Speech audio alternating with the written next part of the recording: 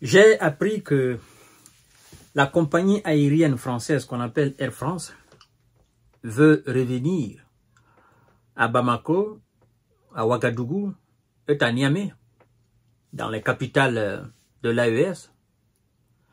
J'ai cherché à fouiller parce que pour moi, ça ce sont des fake news. Oui, fake news. Des fausses informations. Mais j'ai cherché à savoir, est-ce que c'est vrai? Je suis allé même chercher la directrice elle-même de la compagnie. Et je suis tombé sur une interview où elle disait vouloir réellement reconquérir l'espace aérien de Bamako, de Ouagadougou et de Niamey. Je dis non, madame, c'est une blague. Comment ça? Ça, ce sont des pays à haut risque de terreau. C'est pas possible, vous ne pouvez pas partir là-bas. Là-bas, ce sont des états terreaux. On ne peut pas, vous ne pouvez pas permettre vos avions de luxe aller à Bamako, aller à Ouagadougou et aller à Niamey. Sinon, ces avions vont tomber. Ne faites pas ça, madame. Ne faites surtout pas ça. Ça sera une très grave erreur. Vous avez mis Bamako, Niamey et Ouagadougou dans la zone rouge, c'est-à-dire zone infréquentable. Personne ne doit partir là-bas. Aucun avion français ne doit survoler ces espaces aériens. N'allez pas là-bas, c'est dangereux. Vous avez dit ça. Et jusqu'à présent, nous sommes dans zone rouge. À moins que vous voulez jouer à la politique de M. Zelensky. Je prends un décret interdisant toute forme de négociation avec la Russie. Un décret présidentiel. Je prends ce décret-là. Et après, je me mets à accuser la Russie pour dire c'est la Russie qui ne veut pas négocier. Nous voulons négocier. J'organise même des conférences de paix sur l'Ukraine. Je veux inviter Vladimir Poutine. Les Russes vous disent mais vous n'êtes pas sérieux. Vous avez pris un décret interdisant toute forme de négociation avec la partie russe. Nous. Alors, si vous voulez nous inviter autour de la table, prenez un contre-décret présidentiel contre vous-même, votre propre décret télévisé. Donc, Air France et les autorités françaises, vous qui avez suspendu tous vos vols envers ces États, parce que vous avez même dit que sans vous, ces États ne survivraient pas. Et donc, il faut que vous fassiez un décret présidentiel où la même bouche qui a mis ces trois pays dans la zone rouge, que la même bouche aussi s'arrête devant le monde entier pour dire désormais ces pays ne sont plus à haut risque. Je veux dire, ces pays ne sont plus des pays à haut risque. Ces pays ne sont plus dans la zone rouge. Ces pays se trouvent dorénavant dans la zone blanche. Comme ça. Et puis, les autorités de l'AES vont voir comment, dorénavant, ils vont vous taxer. D'accord?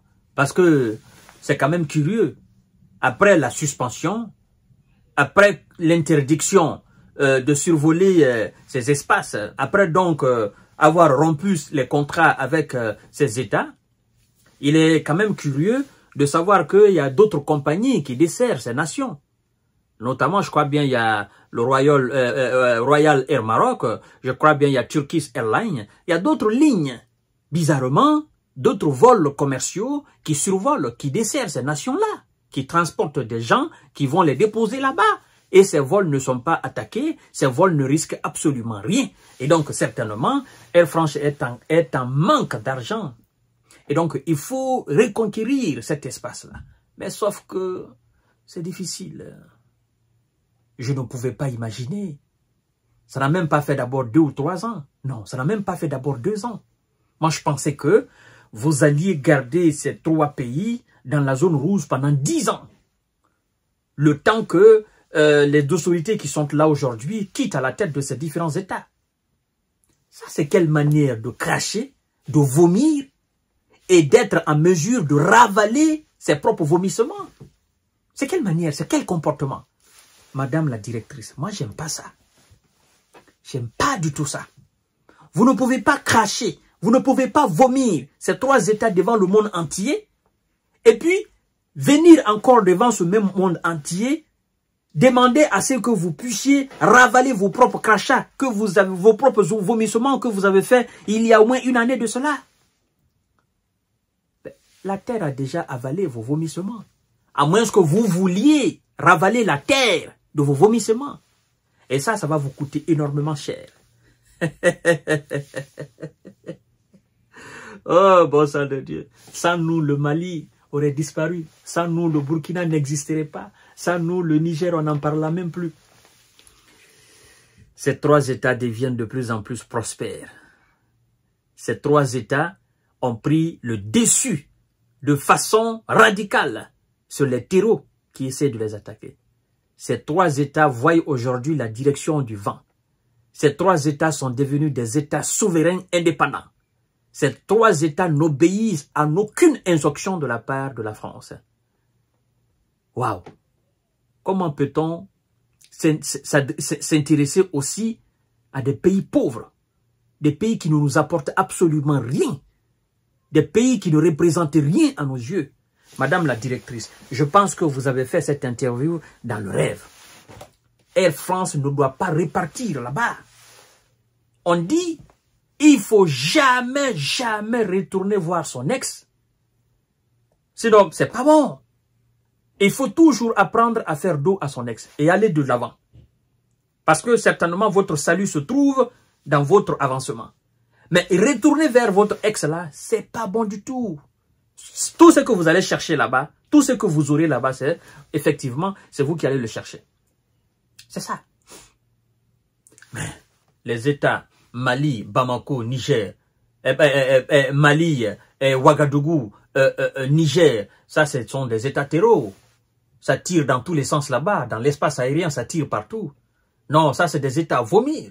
C'est pas possible. On interdit d'ailleurs les ressortissants français d'aller là-bas. Non.